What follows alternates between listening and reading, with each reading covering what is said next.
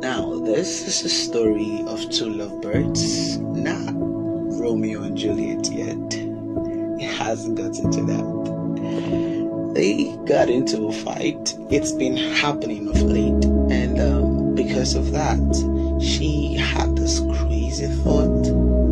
Just maybe he's not so much in love with me. Maybe I'm not enough for him.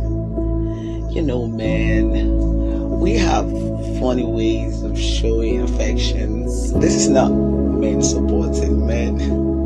I'm just saying.